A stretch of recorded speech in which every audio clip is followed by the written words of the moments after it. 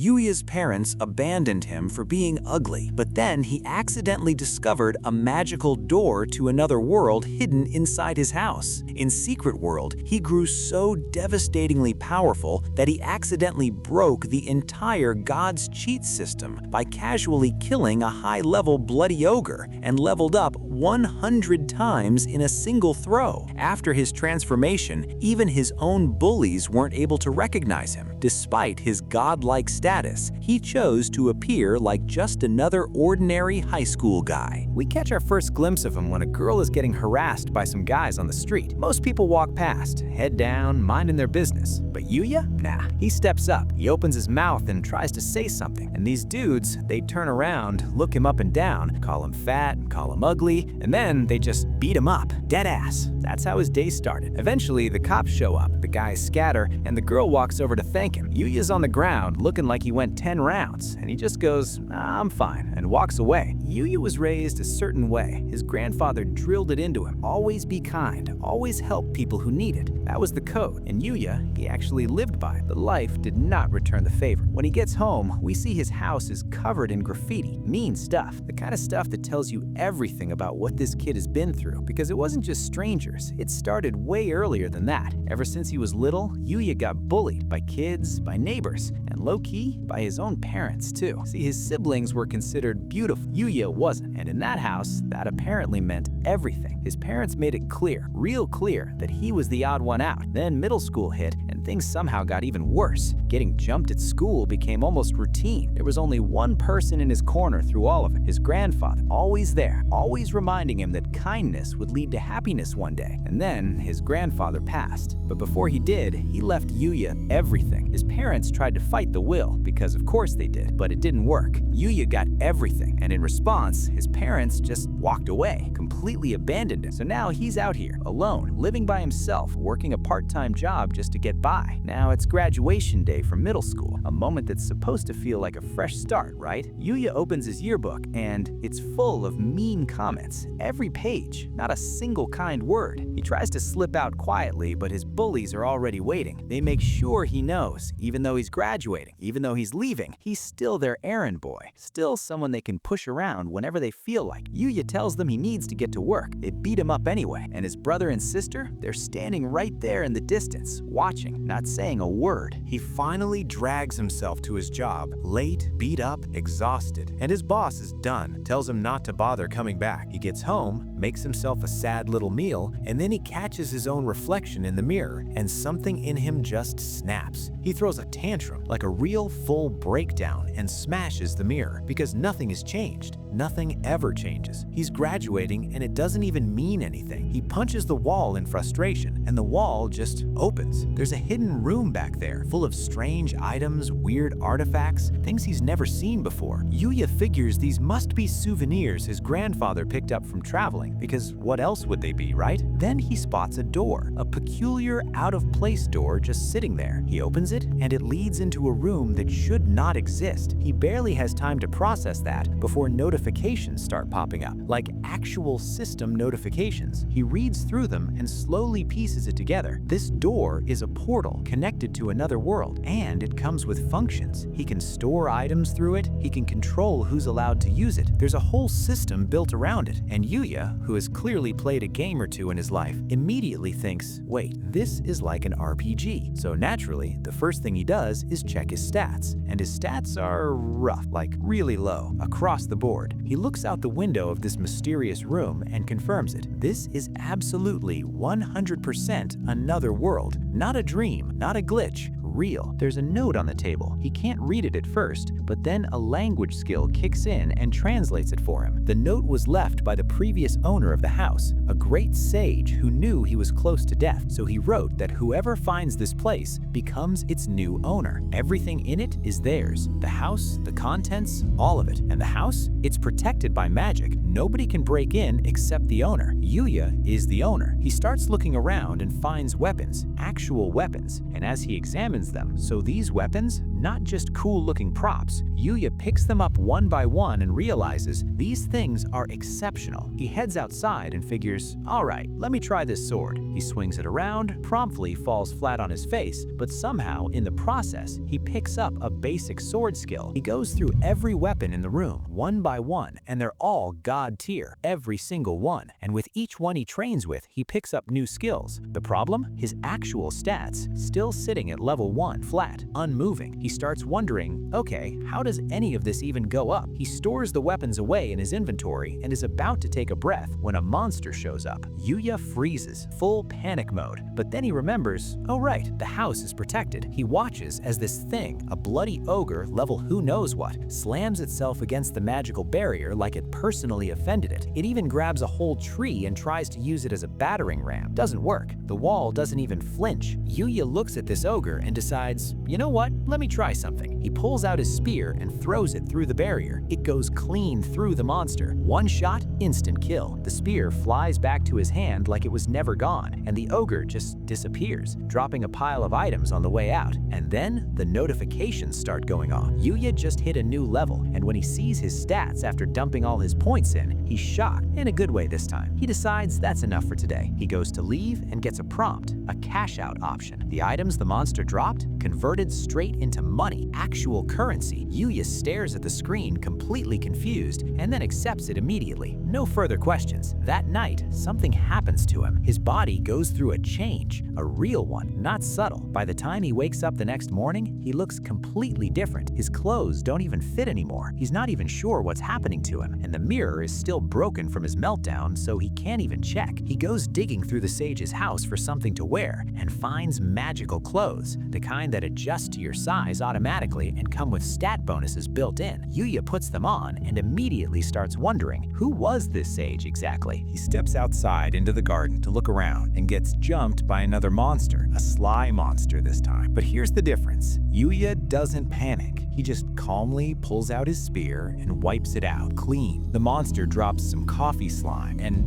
randomly a rare necklace that restores magic power. He levels up again, picks up a presence detection skill, and is already climbing fast. With the money he's been making, he orders himself a new uniform, ready for the start of high school. And after that, he just keeps going back every single day, training, exploring, learning everything he can about this other world. And slowly, somewhere in the middle of all that grinding, the depression starts to lift. He actually starts to enjoy himself. At one point, an elite goblin shows up and tries it. The same Yuya who got beat up outside a convenience store a few weeks ago now skillfully dismantles it and finishes it off with a technique. Different guy entirely. Time passes. High school starts. And the moment Yuya walks in, people notice. Like, immediate, the whole school is drawn to him. And even his brother and sister, the ones who watched him get beaten up at graduation without saying a word, are staring with their mouths open. In class, his old bullies roll up to him, but they don't recognize him. They think he's a transfer student, a new face, someone they've never seen before. Yuya tells them it's him. Dead silence. Nobody believes it. He slips away to the bathroom after class, and for the first time since everything changed, he actually sees himself in a proper mirror, and even he's shocked. He just stands there, staring at the person looking back at him. After class, his brother and sister corner him, demanding to know what he did, how he changed like that, calling him a loser. In the same breath, they're gawking at him, because apparently self-awareness isn't a stat they leveled up. And then, a limo pulls up, the window comes down, and it's her, the girl he saved, the one who got harassed while everyone else walked by. She's been looking for him. He's standing there wondering who this girl even is, and she just casually reminds him that he saved her. Yuya's thrown off, like, how does she even know his name? She admits she looked into him because she wanted to thank him properly, and that's when she introduces herself, Cowie. Then she hits him with, she asks if he'd like to join Joseé Academy. Yuya's eyes go wide because he knows exactly what that place is. It's a school for the absolute elite, like the best of the best. We find out Cowie isn't just any student either. She's on the student council, and her dad, he's the chairman of the whole academy. So yeah, she's kind of of a big deal. Yuya is honestly flattered, like who wouldn't be? But he's already doubting himself, thinking there's no way he's smart enough to roll with kids at that level. Then his siblings jump in, trying to steal the moment. They're basically begging to join and talking themselves up, saying they're better than Yuya in both grades and sports. But Cowie shuts that down real quick. She's not having it. She calls Yuya a hero and says she's not about to entertain people who disrespect him like that. And she came prepared too. She already dug into his siblings and knows all about the shady stuff they pulled on Yuya. She's done her homework. She turns back to Yuya and explains that Joseé Academy isn't just about grades. They care about who you are as a person. So academically, he's got nothing to worry about. And just like that, she grabs his hand and pulls him toward the school, while his siblings are left standing there, absolutely speechless. When they arrive, it's everything you'd expect. A prestigious, beautiful campus packed with students who are seriously talented. Then Yuya gets to meet the chairman himself, Tsukasa, who thanks him personally for protecting his daughter. Yuya tries to brush it off like it was nothing, but Cowie's not letting that slide. She makes it clear he was the only one who stepped up. Tsukasa takes it a step further and offers Yuya a full ride, tuition covered, as a thank you for keeping his daughter safe. But Yuya is still hesitant. He feels like he doesn't belong in a place like this, where everyone around him seems like a certified genius. Tsukasa stops him right there. He says geniuses aren't some rare species. They're just regular people who figured out how to work smart and make the most of their time. But Yuya still feels like those people were just born with it, like talent is something you either have or you don't. Tsukasa pushes back on it. He tells Yuya that everyone's got something, their own unique talent, and the key is finding it through challenges and actually enjoying the process. He reminds him he's still young and tells him not to overthink it, just try the school for one day. Right on cue, a teacher named Sawada walks in. Tsukasa introduces her as a world-class scientist, but apparently her classes are anything but boring. Students love her because she makes even the hardest stuff easy to understand. Yuya gets himself ready for his first class, nerves kicking in, low-key scared he's already in over his head. But then he thinks about it. Honestly, how bad could it be? It's got to be better than his regular school. At least that's what he's telling himself. He gets called in and introduces himself to the class, but the whole room just goes silent. Everybody's staring. Yuya starts panicking internally, thinking he already messed something up, but nope. Turns out they're all just stunned by how good-looking the guy is. Not exactly the reaction he expected. He finds a seat in the back and ends up sharing a book with the girl sitting next to him, but she's giving off serious cold vibes, barely acknowledging him, and Yuya's already spiraling, convinced she hates him. Meanwhile, Cowie's out here wondering if Yuya's even gonna fit in with this crowd. As the class gets going though, Yuya realizes it's actually not that different from what he's used to, except here, the students are way more into it, engaged, asking questions, actually paying attention. It's a vibe he's never really seen before. Then the break hits, and suddenly he's swarmed. A bunch of students rush over, firing off questions. Are you an idol? Do you have a girlfriend? Basically treating him like a celebrity. Before it gets too overwhelming, a student named Rio steps in and pulls him away from the chaos, taking him down to the cafeteria to grab some lunch. Yuya sees the menu and his jaw drops, and when he finds out it's all free, he's looking around like, is this real life? This place genuinely feels like a dream. They sit down with another student named Shingo, and things get comfortable real fast. They start talking anime,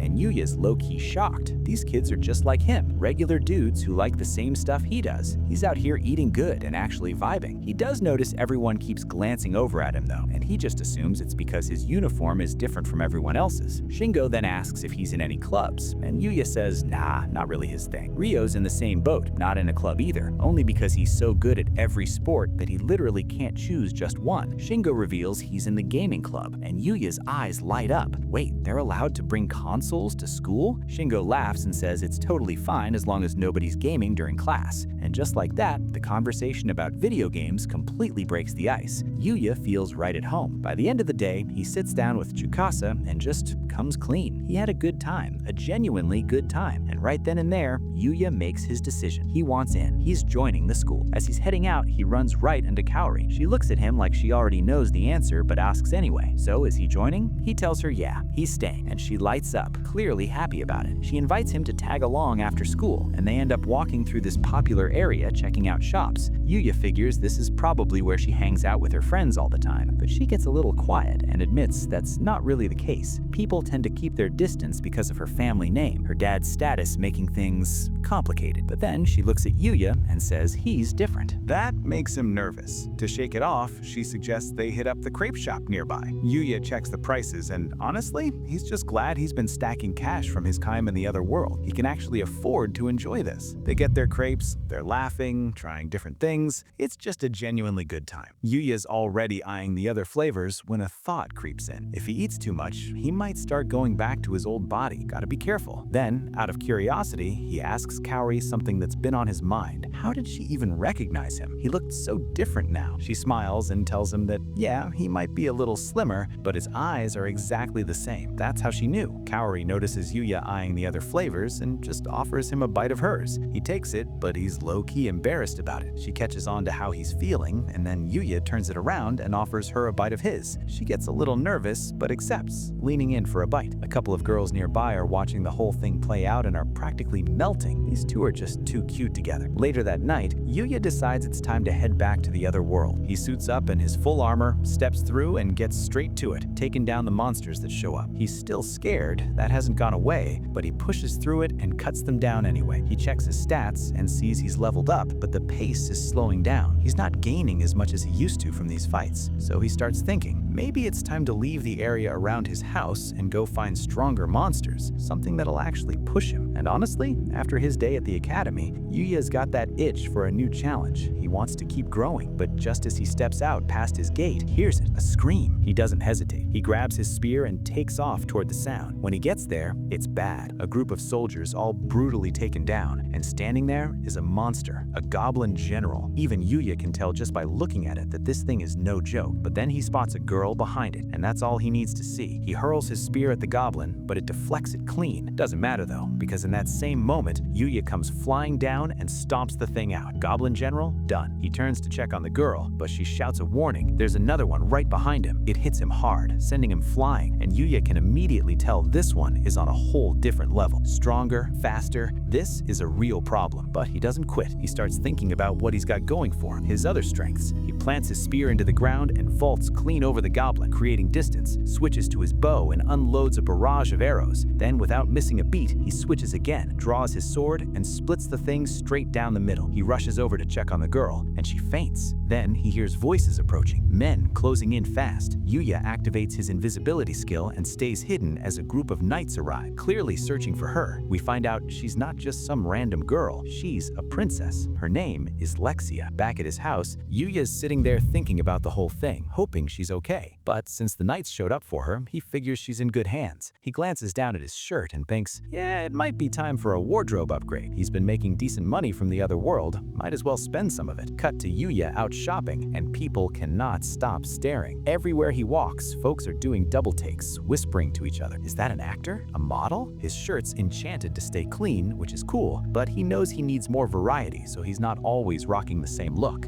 Then the scene shifts. We've got a director absolutely losing it on set, going off on some manager. Apparently their male model, a guy named Sho, hasn't shown up yet, and the whole shoot is being held up. The manager scrambles and gets Sho on the phone. He says he's on his way, but the director is not trying to hear it. Everyone on set has been ready and waiting, including their other model, Miyu, who's been sitting there all morning. And to make things worse, the whole concept of the shoot is built around a couple. So without Sho, they literally cannot shoot a single frame. The director's standing there stressing, looking around the mall trying to figure out what to do. They can't just keep everyone waiting forever, so he makes a call. They're finding a replacement, and they're finding one right here. Meanwhile, Yuya's wandering through the mall, completely overwhelmed by how many options there are. Then a group of girls walks up to him, and his first thought is that it's some kind of sales pitch. But no, they're just into him, asking about who he is, even offering to help him pick out clothes. He doesn't want to be rude about it, so he lets them down as gently as he possibly can. The girls are left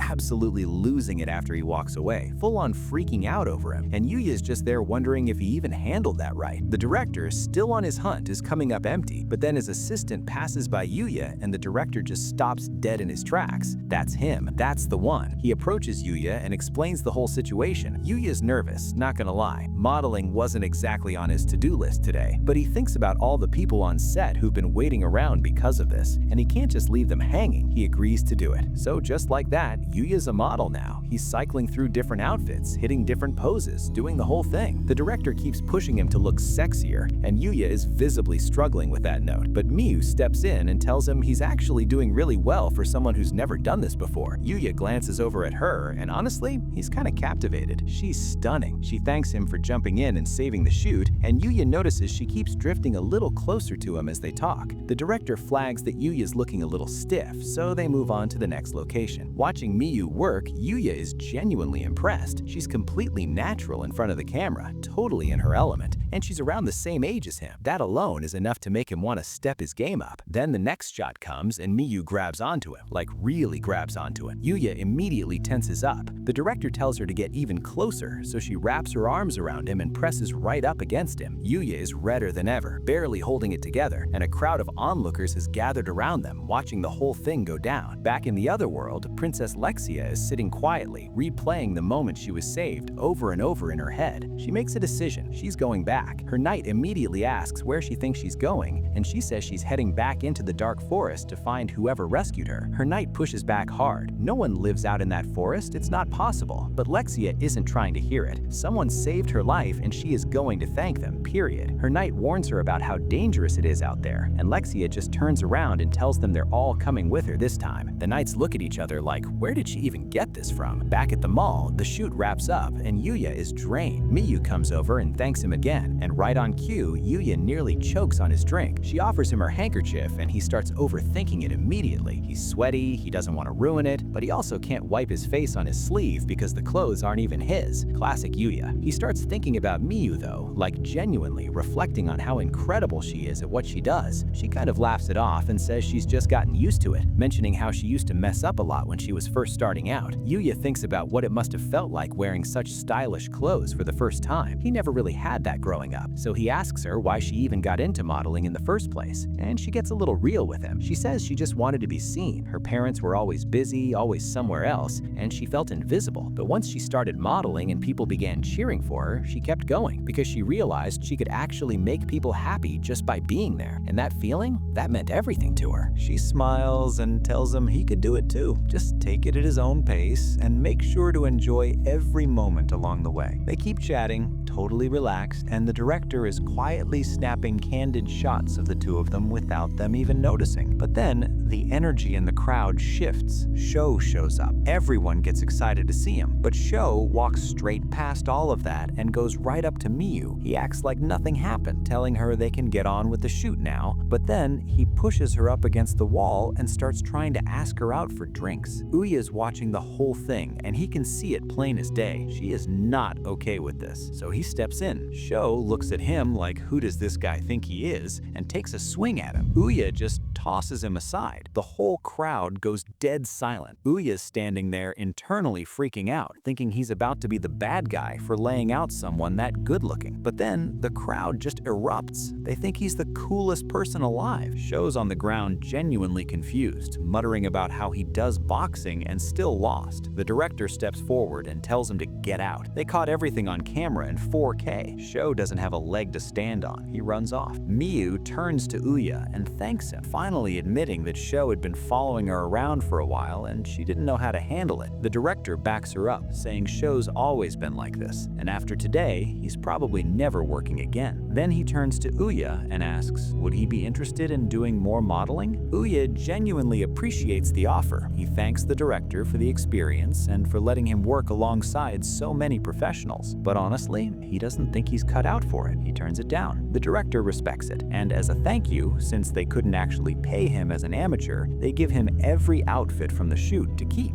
Yuuya tries to say the experience alone was more than enough, but the director's not hearing. He says, you worked, you showed up, you saved the whole shoot, you deserve something for that. Yuuya accepts. Miyu tells him she hopes they get to work together again someday, and they send him off with well wishes. In the car afterward, the director leans back and sighs. What a shame. That kid would have been a star. Miyu's quietly looking back through the photos on her phone, thinking about how different Yuuya was from anyone she'd met before. The director glances over and catches her turning red. He starts teasing her immediately, saying she's got a little thing for him. She doesn't exactly deny it. Back home, Yuya's organizing his new wardrobe, folding everything up, feeling pretty good about the day. But unbeknownst to him, his photo is already making the rounds. Modeling agencies are pulling it up, passing it around, all asking the same question. Who is this guy? And there's one woman in particular who is not playing around. She tells her associate to track him down before any other agency gets the chance, because if an amateur can hold his own standing next to Miyu, she is not letting that slip through her fingers. Meanwhile, over in the other world, Lexia's knights are in the middle of a tough fight against a group of goblins, and they're struggling. Then, a goblin creeps up right behind Lexia, but it drops before it even gets close. Yuya's there. The knights stare. He just casually starts clearing out the rest of the goblins like it's nothing. Lexia is practically glowing. She knew he was real. Once the dust settles, Yuya tends to one of the injured knights, and Lexia walks up to him. She says she came all the way back to the dark forest because she had something she needed to tell him. Yuya looks at her, wondering what this could possibly be, and she just comes out with it. Will he marry her? Everyone loses it. The knights are floored. Her own knight steps forward and starts going off on her. Does she understand her position? She's a princess. They know nothing about this guy, but Lexia is standing firm, saying it's love at first sight and she's not backing down. The two of them start bickering back and forth until Yuya cuts in and points out that maybe this isn't the best conversation to be having in the middle of a monster-filled forest. He invites them back to his place, which genuinely shocks all of them because none of them could imagine someone actually living out here. When they arrive, they're amazed. The knight steps forward and formally introduces himself. His name is Alan, captain of the Arzaleonites, and the girl, as if Yuya hadn't already figured out she was important, is formally introduced as Lexia, first princess of Arzelia, second in line for the throne. She thanks him again for saving them, and Yuya immediately starts getting in his head about how he's been acting around royalty. But they wave it off. This isn't an official visit, and as far as they're concerned, he's their savior. No need for all the formalities. Yuya introduces himself, and they pause. His name sounds off to them, foreign. They figure he must be from another country entirely. Lexia immediately starts daydreaming. Maybe he's royalty from some distant country. Alan, on the other hand, is running through every other less glamorous possibility and looking a lot more worried about it. Alan steps in and explains the real reason they came looking for. The first time Yuya saved Lexia, things happened so fast that she never got the chance to properly thank him, and Lexia picks it up from there. She says she hasn't been able to stop thinking about him since that day, that it's the first time she's ever felt anything like this. And then, completely serious, she asks him to marry her. Again, Yuya, overwhelmed, like genuinely short-circuiting. He manages to get out that it's just too sudden, way too fast. But Lexia doesn't even take it as a rejection. She just pivots. She starts thinking about every romance novel she's ever read and realizes, yeah, love isn't supposed to be this easy, so she recalibrates and asks if they can just start out as friends instead. Yuya tenses up a little. His track record with friendships isn't exactly a highlight reel, but he agrees. Friends it is. Then Alan clears his throat and brings up the other reason they made the trip. The king himself wants Yuya to come to the royal palace so he can offer his gratitude in person. Yuya's hesitant, but Alan makes it completely clear. This is a royal command. He's not leaving without a yes. Yuya really doesn't have a choice, so he accepts. Alan mentions it'll be about 5 days all in, travel included. But Yuya's thing about his new school, he just got in. He doesn't want to miss his first stretch of days there. He asks if they can push it back a little. Alan says that's completely fine. Whenever Yuya's ready, they'll be waiting. They wrap things up and head out, but not before Lexia turns back and tells him to be ready, because next time they meet, she's coming for his heart. Somewhere in the royal capital, a figure is receiving a very uncomfortable report. The attempt on Lexia's life failed. We see a masked man, and we learn he's the one who sent the assassins after her. Apparently, they ended up in the dark forest and got torn apart by monsters before they could even get to her. The masked man is unsettled though. How did Lexia make it back completely unharmed? He warns his associate not to fail him again. Then he removes his mask, and we see a disfigured face underneath. Someone from within the royal family itself, quietly plotting his revenge against Lexia. Back at Yuya's place, he pulls out his calendar calendar and marks down when he's planning to make the trip to see the king. Then he puts on his brand new uniform and heads out. First official day at the academy. Walking through the halls, people are already staring. Everyone's whispering, trying to figure out if he's a famous model or something. When he gets to the school, the director spots him and greets him warmly, but apologizes because he's swamped. Before rushing off, he just tells Yuya one thing: enjoy himself, that's all. Yuya gets officially introduced to his class as a new student, and in the crowd, Ryo and Shingo both light up when they see him. He's got people in his corner already. Then we cut to a soccer game outside. There's a student named Roy, absolutely putting on a show. He scores and the girls on the sidelines go wild. Yuya's watching from the sidelines, genuinely impressed, and a girl named Kaide walks up next to him wondering why he's not out there playing. He tells her he doesn't have his gym clothes yet. Out on the field, Roy gets isolated against a whole group of opponents, but he doesn't panic. He fakes them out and slips the ball to his teammate Akira. Akira makes his run toward the goal, winding up for what's supposed to be his signature move, and completely botches it. The ball rockets straight toward Kaide. Yuya moves before anyone even processes what's happening. He stops the ball and somehow puts it in the goal in the process. Everyone is stunned. How did he move that fast? He immediately turns to check on Kaide. She's fine, just completely starstruck, staring at him. Akira comes sprinting over, bowing and apologizing repeatedly, dramatically swearing to be her servant for life. Kaide tells him relax, she's okay, and turns him down. Roy backs Akira up though, vouching for him and saying he's just a little extra. Akira then turns around and thanks Yuya for saving both of them. Later, we catch up with Cowie as she's getting changed for gym class. All the girls around her are going on and on about Yuya. He's like a prince, what's his deal, does he have a girlfriend? Kaide fills Cowie in on everything that happened during the soccer game, and the girls are even more convinced. A guy that cool has to be taken. But Cowie and Kaide both make it clear, nothing has been confirmed, nothing. In his next class, Yuya spots Cowie down on the field and gives her a wave. Nice moment, but it gets cut short fast. A group of delinquents comes bursting onto school grounds on motorbikes, swarming the girls and swinging bats around. Students rush to the windows to see what's going on. Someone in the crowd mutters the name, the Red Ogres, the most dangerous delinquent crew in the whole area. And they're here. Yuya clocks them immediately, and then his stomach drops. His own siblings are with them. Cowie's trying to figure out what delinquents are even on school grounds, and that's when Yuya's brother Yoda steps up and points her out, the director's daughter, right there. Cowie recognizes the two of them instantly, and they make it very clear why they're there. Payback. She looked down on them, chose Yuya over them, and now they want her to feel it. Cowie tries to buy time, telling them the police are already on the way, but Yuya's sister Sarah just smirks and says they've got plenty of time before that happens. The plan? Grab Cowie and go. The goons close in around her, and things are looking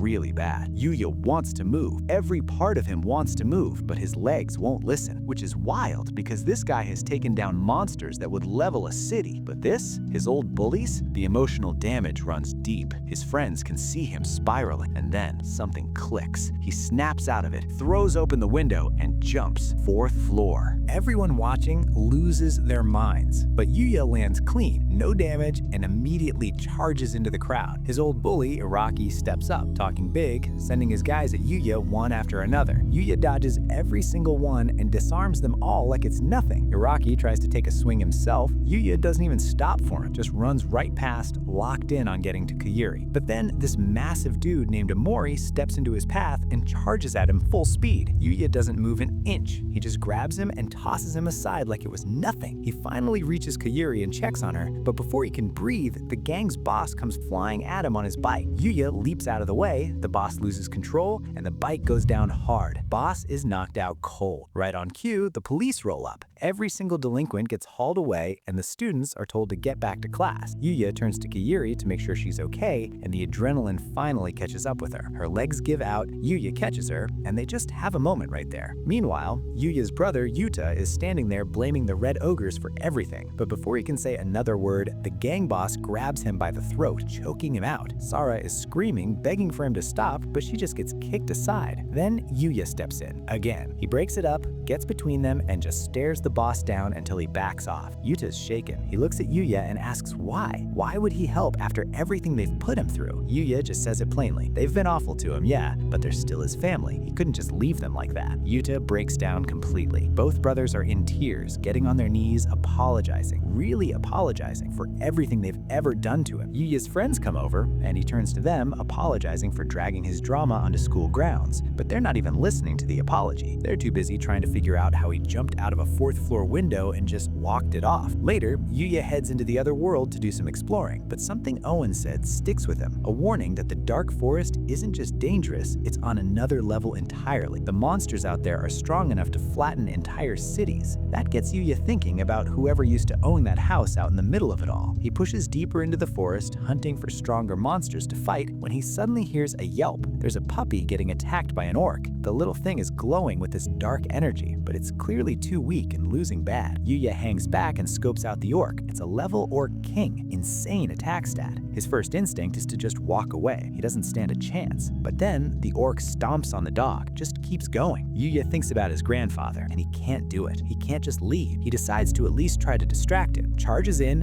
and one-shots it. Drops the orc king in a single hit. Now he's just standing there embarrassed, having hyped himself up for nothing. Though it does make him think, back when he was still low level, he took down an ogre. These weapons the sage left behind are on a completely different level. He walks over to check on the dog. It growls at him. He holds out a potion, and it promptly passes out. He treats it carefully, and slowly the little thing starts warming up to him. He talks to it, finds out it's completely alone with nowhere to go, and just like that, he offers to take it in. The dog happily agrees, and Yuya suddenly gets a new skill, taming. The pup is officially his companion now. He pulls up its stats and his eyes go wide. This isn't just any dog, it's a level black Fenrir. The stats on this thing are insane. He thinks about a name, looks at that jet black fur, and decides to call it Knight. The dog leaps right onto him, completely sold. They head back to the house, and Yuya checks out what the Orc King dropped. There's an S-ranked magic stone and the Orc King's sword and armor. The gear can't be equipped by humans as is, but it could potentially be reforged into something that can. Yuya's already thinking about the possibilities. Among the drops, there's also this rare brush. Apparently, it can stimulate hair growth, but for now, Yuya just uses it to groom Knight. He then pulls up his own stats and realizes he's still sitting at the same level. Didn't go up at all, even after taking down a monster that out-leveled him by a mile. It's strange, but he figures he'll crack the leveling system eventually. Back in the real world, he leaves Knight at home and heads to school. He asks his friends if there are any pet shops nearby and casually drops that he just adopted a dog. Kaede immediately lights up, practically bouncing, demanding to see pictures. She gets a little too close and Yuya tenses up. She catches herself and apologizes, and Yuya admits he doesn't even have a smartphone, so no pictures. His friends look at him like he's from another planet. He just shrugs and says he never really needed one. They point him toward a nearby pet shop, but nobody's free to go with him after school. Kaede steps up and offers to take him herself. Yuya thanks her genuinely, and she immediately starts wondering in her head if this counts as a date. She shakes it off and tells him not to worry about it. When he gets home, Knight comes flying at him the second he walks through the door. Yuya lays out everything Kaede helped him pick out from the shop, and Knight is all over it. He clips on Knight's new collar and decides they should take a walk. They head to the park, and just like everywhere else Yuya goes, people stare. Everyone's whispering about how cool he looks, and Knight is getting just as much attention for being absolutely adorable. Then he runs into Kaori. He introduces Knight, and she immediately starts petting him, completely melting over how cute he is. The people watching them are convinced they're a perfect couple. Kaori asks what breed Knight is, and Yuya has to play dumb. He obviously can't say black Fenrir, but Kaori can tell Knight is incredibly smart, and she's genuinely happy that Yuya adopted him. Then someone calls out his name. He turns around and it's Miyu, the model from the shoot. Turns out she lives nearby and comes to this same park to walk. Yuya introduces the two girls, and the crowd around them just about doubles. People are already staring at Yuya, and now they're recognizing Miyu on top of it. It's becoming a whole scene. Not wanting to draw more attention, Miyu decides to head out, but tells him she hopes they run into each other again. After she leaves, Kaori gives Yuya a look and asks if Miyu is his girlfriend. Yuya looks genuinely shocked. He's only met her once, and he says she'd be way out of his league anyway. Kaori doesn't agree with that at all, but before she can say anything else, a woman screams. A guy just snatched her purse and is already running. Kaori's looking around, wondering what to do. Yuya just looks at Knight and gives the signal. Knight takes off like a bullet. They go check on the old lady while Knight handles it, and sure enough, Knight comes trotting back, dragging the guy behind him like it's nothing. Yuya tells Kaori to call the police, but the guy breaks loose and makes a move towards her to stop her. over. Yuya steps right in front of him, disarms him, and has him pinned down before he can even process what happened. The crowd erupts. Kaori thanks him for saving her yet again. They hand the guy over to the police, and Yuya heads home. Later, Yuya and Knight go deeper into the dark forest together, pushing further than before. They run into monster after monster and just keep going. They come across another orc king, but this time, Knight doesn't even wait. He goes straight for the neck and takes it out all by himself. The growth on this dog is real. They push even further and come across something completely different, a crystal deer. Level is way up there. Yuya goes invisible to observe it from a distance, and its magic stat is off the charts. He's trying to figure out the best way to approach this thing, but the deer already knows he's there. It sees right through the invisibility like it's nothing. No time to think. It charges. The two split up immediately. Knight tries to get close and attack, but the deer throws up a magic explosion to defend itself, sending Knight back. Then it locks onto Yuya, charges up, and fires a massive blast of water straight at him. Yuya barely gets out of the way in time. He quickly realizes there's no way either of them is taking this thing solo. He calls out to Knight they need to do this together, create an opening, and Yuya will close it. Knight darts around the deer using pure speed, drawing its attention and forcing it to react. The deer retaliates with its magic, setting off explosion after explosion across the whole area, but Knight weaves through it and manages to land a clean hit. That's the opening Yuya needed. He rushes in and finishes it off. He goes through the item drops and something catches his eye immediately, a box. He picks it up and examines it, and it turns out to be a portable bath set. Self-cleaning, automatic, and it even has a privacy barrier built in so nobody can see inside. Yuya is genuinely amazed. He finds out there are multiple settings to choose from, but using it out here in the middle of the forest feels like a bad idea. So he heads back to the house for the night and gives it a proper try. Ends up having a genuinely relaxing bath with Knight right there beside him. The next day, they're back at it. This time, they run into a needle roller, and this thing is fast, like uncomfortably fast. Yuya struggles early on, but he keeps his eyes on it, starts reading its movements, and the moment it overcommits, he dodges and lets it crash straight into a wall. Stuck, he finishes it off clean. And finally, he levels up. Knight hits a new level too. Big day for both of them. But then the wall where the monster crashed starts cracking, and behind it, a cave opens up. They look at each other and head in. Yuya scans ahead, no monsters, nothing lurking. They keep going until the cave opens up into a larger room that suddenly lights up on its own. Yuya's looking around, taking it all in, when he spots something that stops him cold, a body. But before he can process that, Knight nudges him toward a book lying on the floor nearby. Yuya picks it up. It's the Book of the Sage. As he reads through it, the picture becomes clear. This sage was on a completely different level, mastered every skill, pushed his power so far that he basically became godlike. The actual gods came to him and invited him to join them. He turned him down. Then the book speaks directly to Yuya. It warns him the stronger he gets, the more the people around him will start to fear him. Yuya sits with that for a moment, then asks how he's supposed to stop that from happening. And then he hears it, the sage's voice, coming from the book itself. The sage tells him simply, find people he can trust. Then he asks Yuya if there's anything he wants to learn. Yuya doesn't hesitate. He wants to learn magic. The sage fills the entire book with everything he knows about magic, but then he pauses and delivers some tough news. Yuya